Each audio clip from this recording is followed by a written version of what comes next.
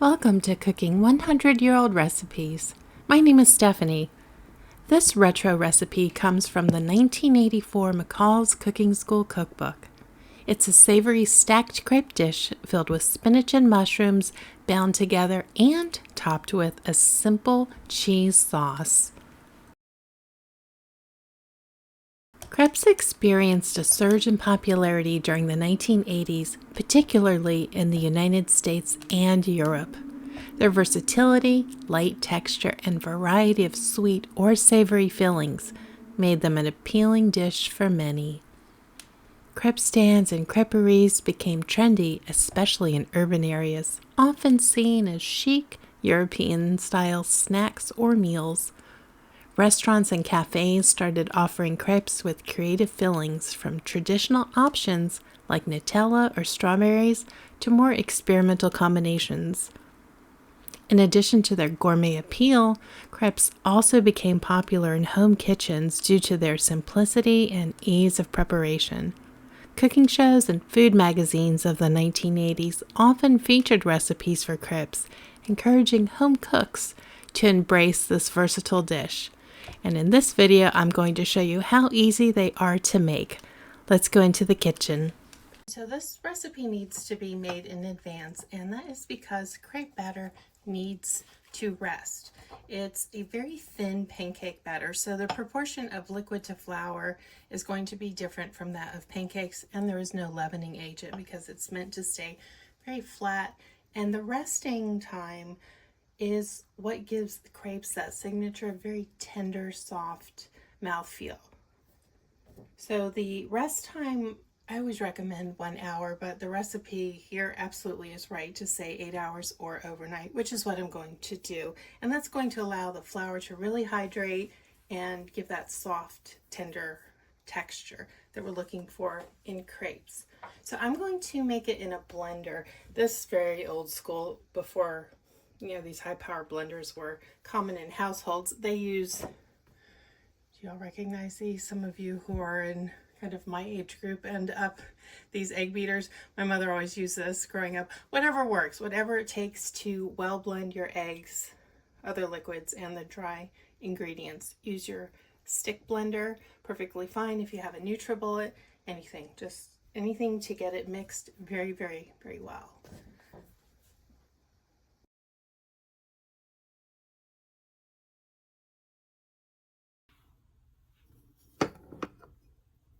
So first, it is 3/4 of a cup of flour,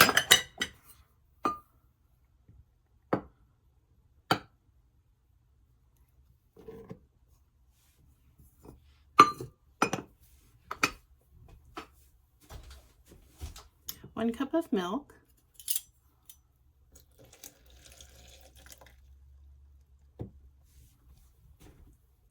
one teaspoon of sugar. And that's just not for flavor, but it's also going to help them get a really beautiful brown color. So 1 teaspoon of sugar.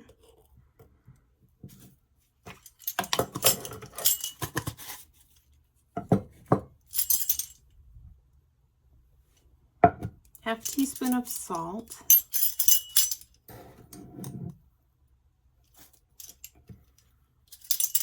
And 2 tablespoons of oil. So you want a neutral flavor oil for this. And I'm using avocado oil. And this will also further tenderize the crepes.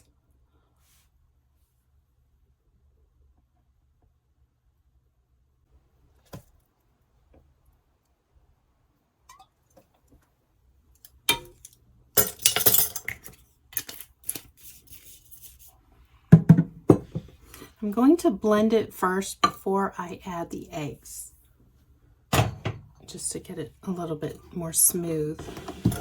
Once eggs come in, even though this is a high-powered blender, that's not what the recipe calls for because it's a very old recipe, but I'm going to follow it.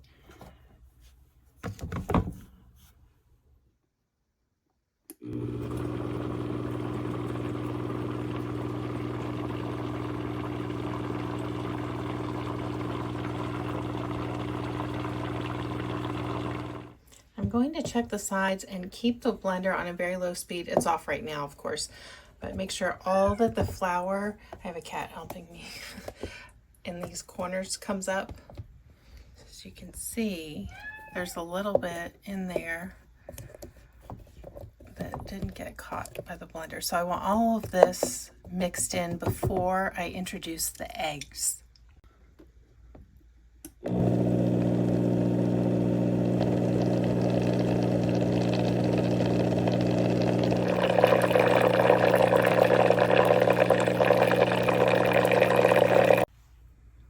All right, so now with the blender running, I'm going to add the eggs one at a time.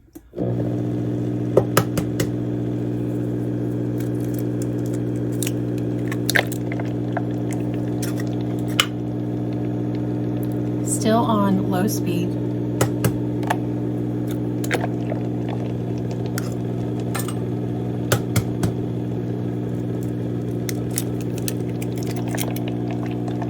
And I do have them at room temperature, so they're not going to be quite as clumpy. They'll be nice and loose for this loose batter.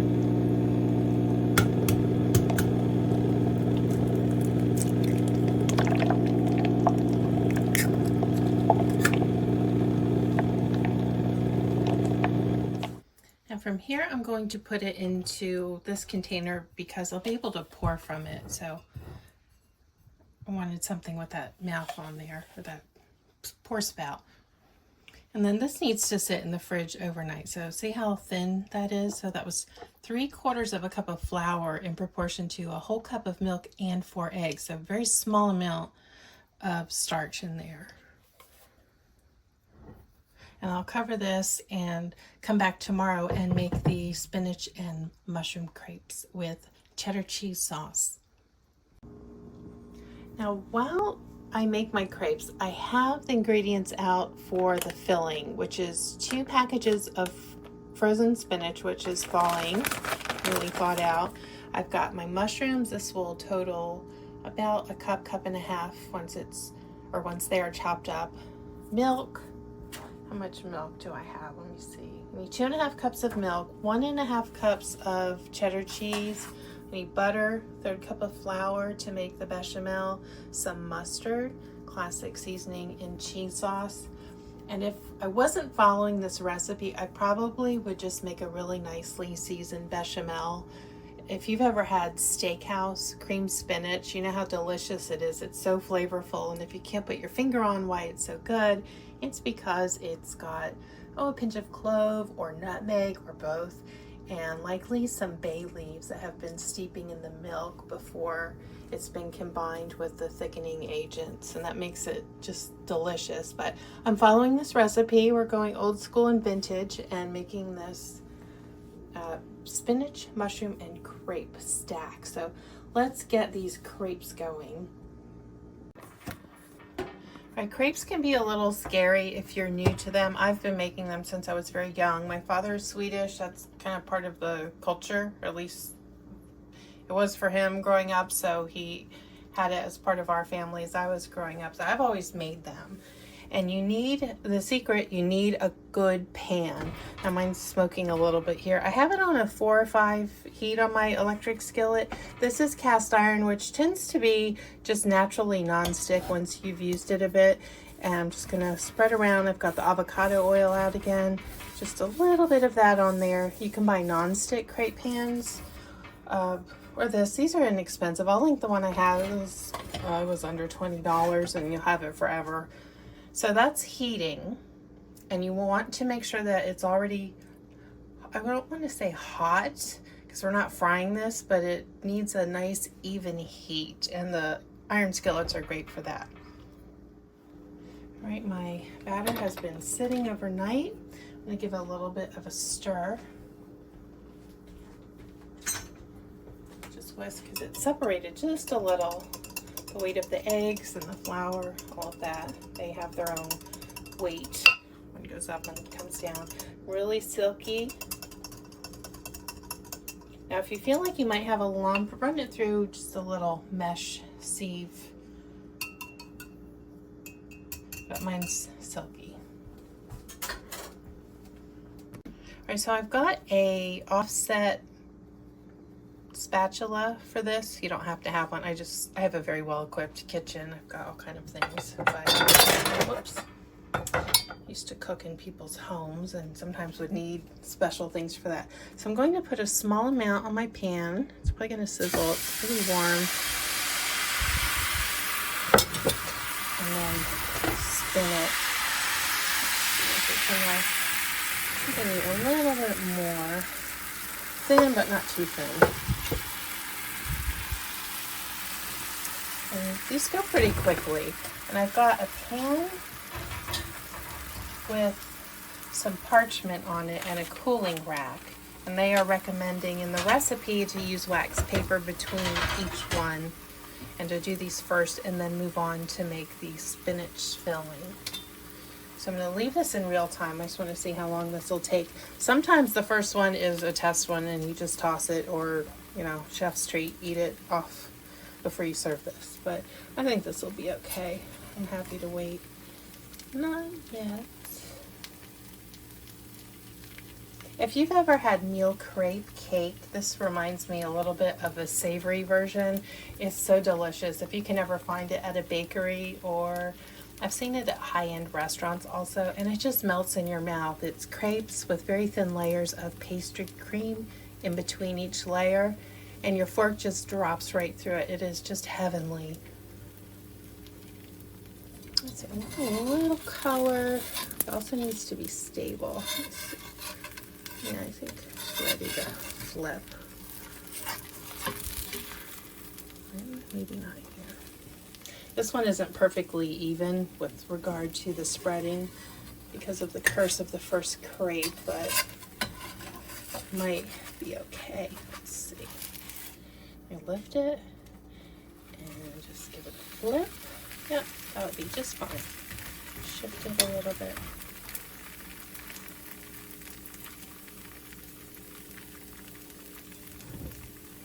And this is just to get the rawness out, but this browning will add to the flavor of the finished dish. And I was trying to think if you could make something like this on a weeknight, because the batter has to sit. I suppose you could make that before you go to bed, and then if you work a traditional hourly or hours and come home and maybe just add it to, add it with your rotisserie chicken, or if you want to have it by itself as a meal with some French bread and butter, a glass of white wine, that would be lovely. Let's see, I think this is done. Yep, that's all the doneness. It should still be floppy and tender like pasta. I'm just going to put it on my sheet here. And start on the next one. Okay, so I just want to refresh, make sure that no dry spots. I really don't need much. There was more oil when I started just because that base coat, it's hard to get it this almost transparently thin, but that'll be fine. All right, let's see if I get better coverage this time.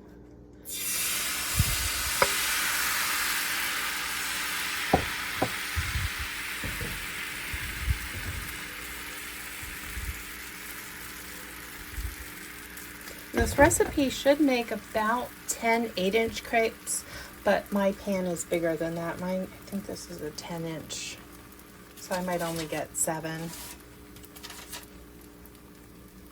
But you work with what you have. I'm a big fan of not having to constantly buy special equipment. You can do these in a regular skillet. If you have just a regular cast iron pan, that'll be non-stick. If you have a really good non-stick, any other kind of griddle or flat frying pan, you just need to be able to get into the little edge without breaking the crepe.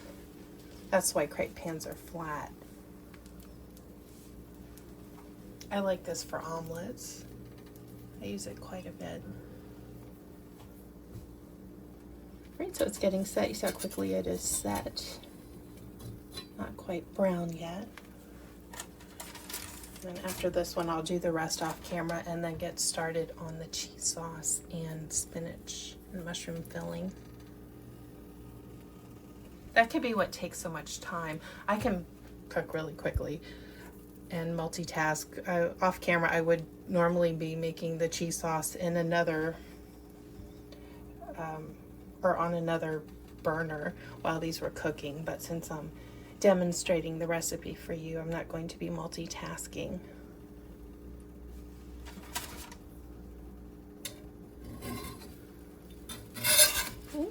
Brown.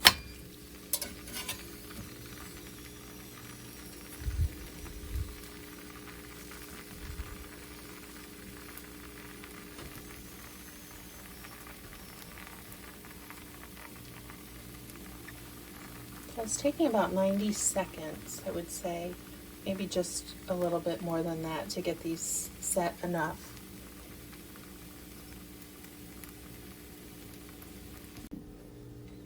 All right, let's get this off. Beautiful.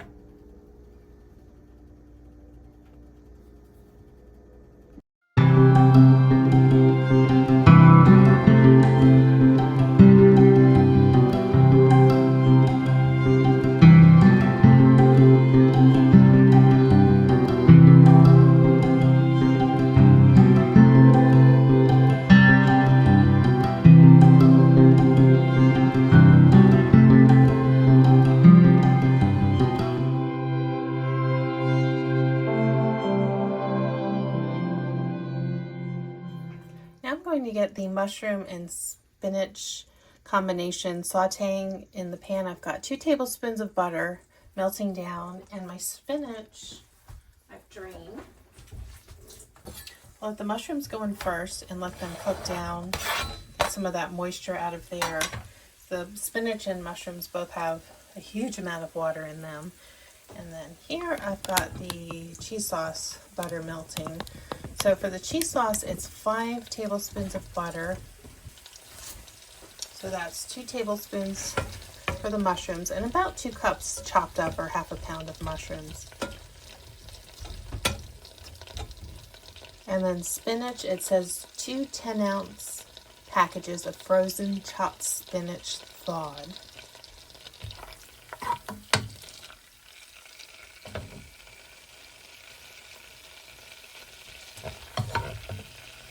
This is a pretty standard bechamel style sauce. Put in my 1/3 cup of flour and let that cook down, get rid of that flour taste.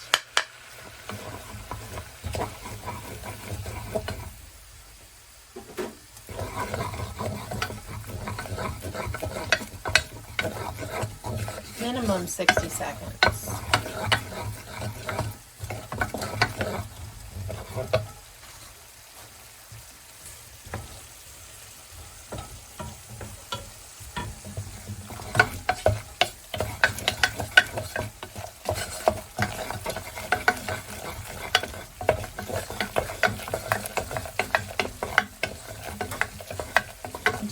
Salt.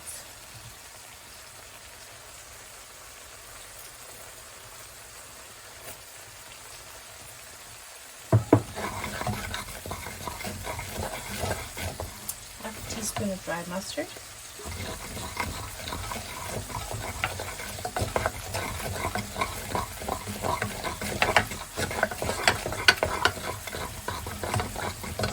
A little bit, I'm using white pepper. You can use black or white. I like that the white doesn't discolor the sauce, just a taste. About a 1/4 teaspoon, and I'll check the flavor again after I add in the cheese. You see all the water coming off the mushrooms. I'll let that evaporate.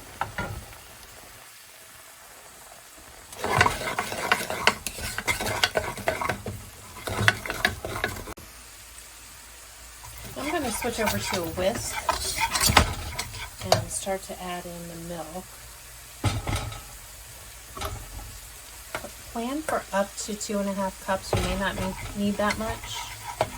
Just slowly add it in. I'm using whole milk.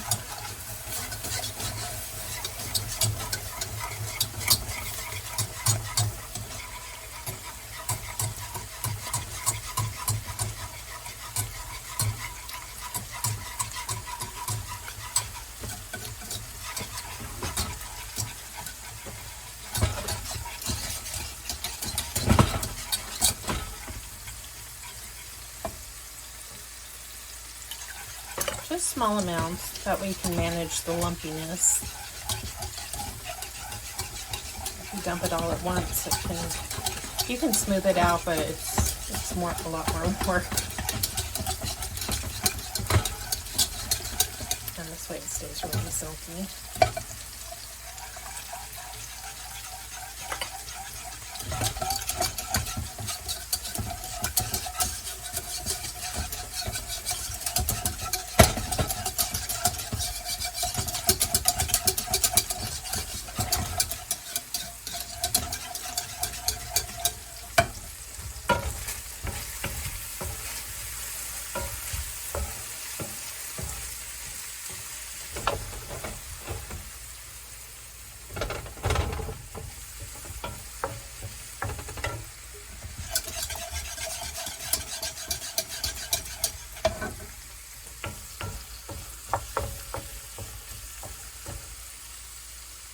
Now with the mushrooms, I'm trying to discern what is the butter and how much of that is actual moisture. And you can kind of see the little bubbles? That's water.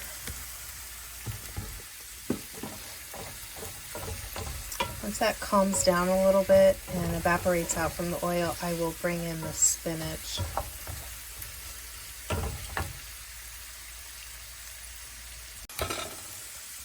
So I've added 2 cups of milk so far, and I want to let it come up to a pretty aggressive bubble. That'll help it reach maximum thickness. And then the cheese will come in after that so that it doesn't split. I turned up the heat just a little bit on the mushrooms, up to about 6.5 or 7 to get that water out of the fat. Get some caramelization on them. Bring in some more flavor.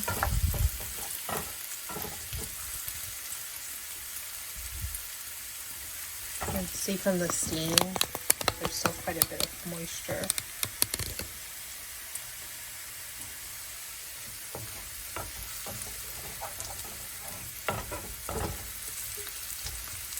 Keep them in a single layer, really help expedite that process. We've got a little bit of bubbles going on here in the white sauce, soon to be a cheese sauce.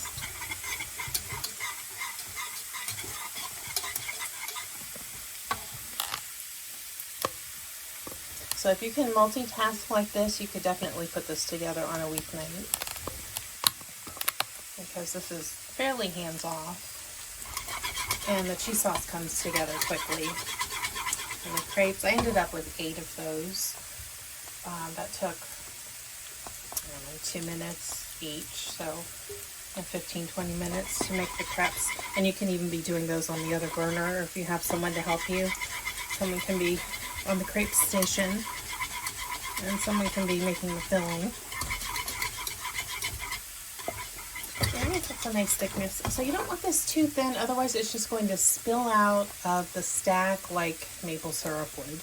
And it needs to have some substance to it to bind all of this together. I'll turn my heat back down. The mushrooms are definitely browning, and bring in the spinach. So I have the spinach in a colander, and I pressed out the water.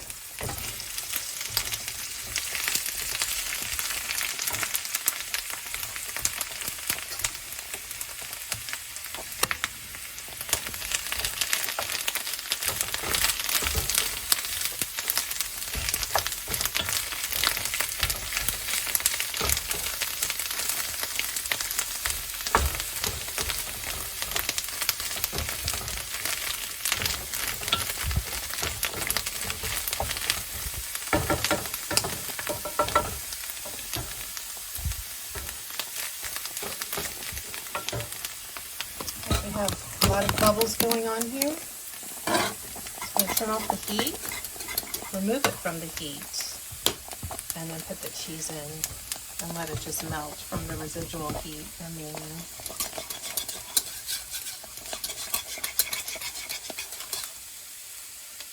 I'll say that's about a medium white sauce.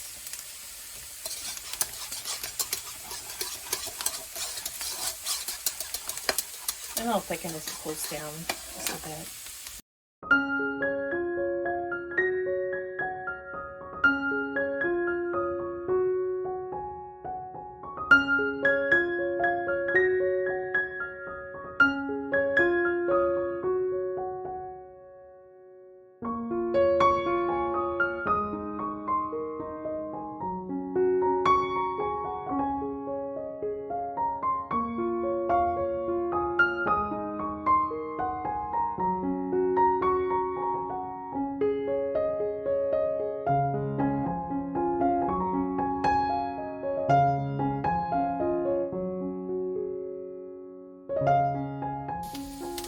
So the recipe says to reserve a half a cup of this, and this is for the topping or the garnish.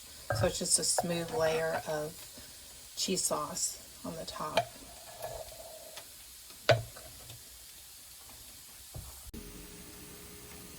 Now that this is dry, it's not bone dry, but I'd say 80% of the moisture is out of the vegetables, I'm going to add in the cheese sauce, and this will be the filling.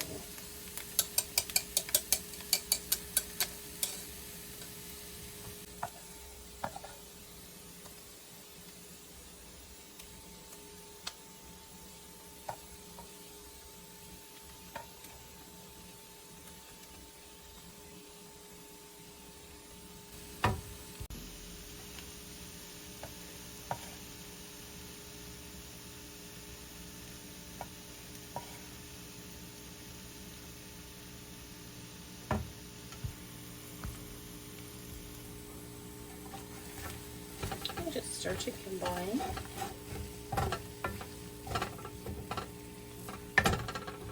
I'll turn off the heat so that it can start to thicken a little bit. It'll still be warm, but it'll be more manageable when it's not piping hot and as runny as it is when it's a higher temperature.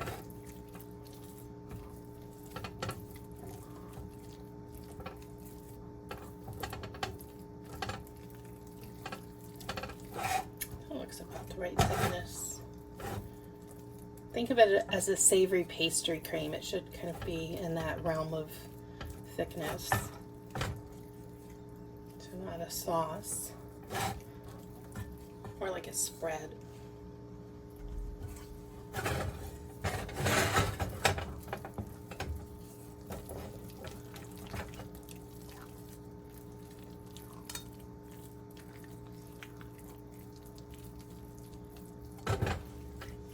Let me taste it for salt.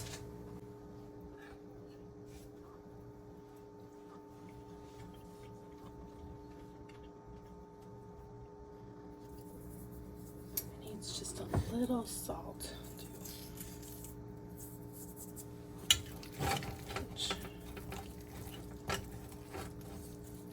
I wanted to wait because cheese has a lot of salt in it. But spinach, mushrooms, and milk are very bland, so you just never know. I think this has cooled off considerably. You can see how thick it is. And I'm going to start layering. So I'm going to use my offset spatula again. And I have my crepes here.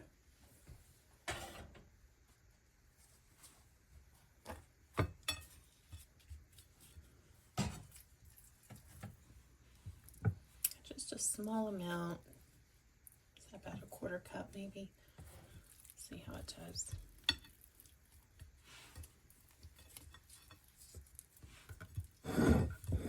Very thin because there's going to be a lot of layers, and with the cheese sauce this is on the rich side.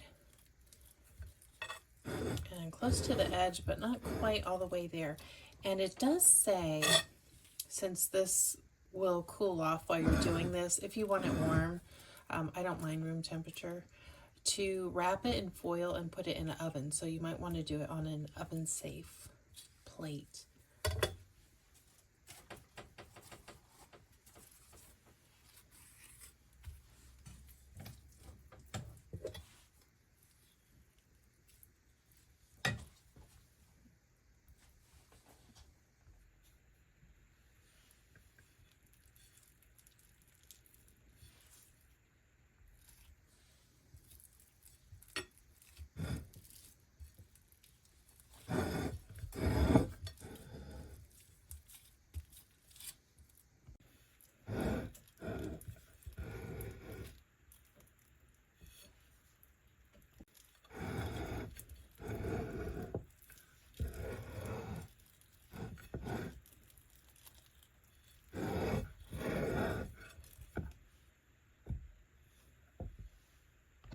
This is my last layer, so this is the top of the 7th crepe since I only made 8 instead of the 10 in the recipe.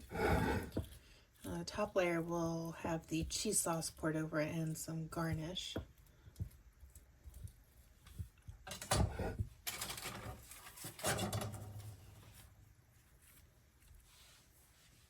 Alright, so I've reheated the reserved sauce, and I'll just pour that over the top.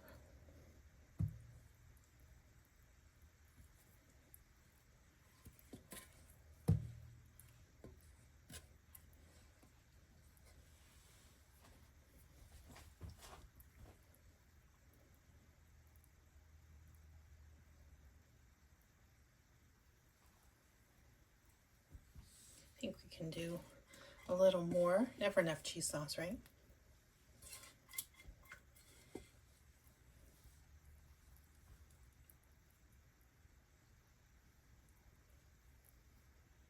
I don't know how this is going to taste. I know it'll be really tasty, but it's the texture because of the crepes and that love I have for that crepe cake I mentioned.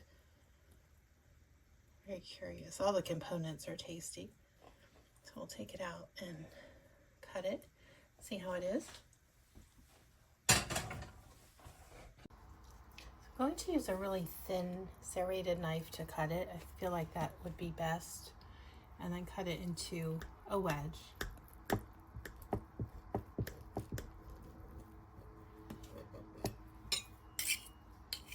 Just wipe some of that spinach off of the knife.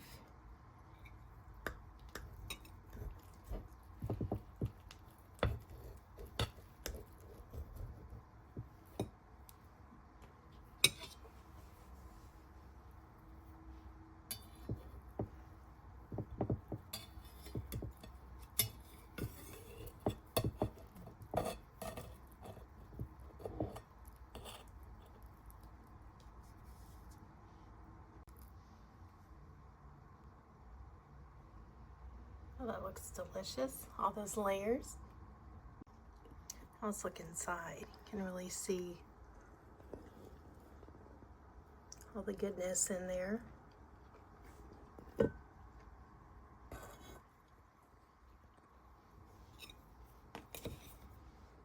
right, have a taste. Let me see how easily my fork drops through.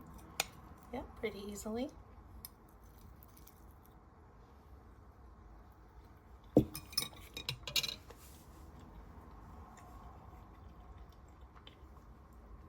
It's delicious. It's not the cake. But yes, this would absolutely be delicious with a glass of wine and some French bread with or without butter.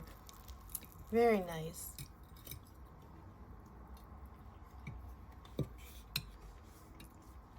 Give me a thumbs up if you enjoyed the video, and if you are not subscribed, please consider subscribing. I'd love to have you as part of the community.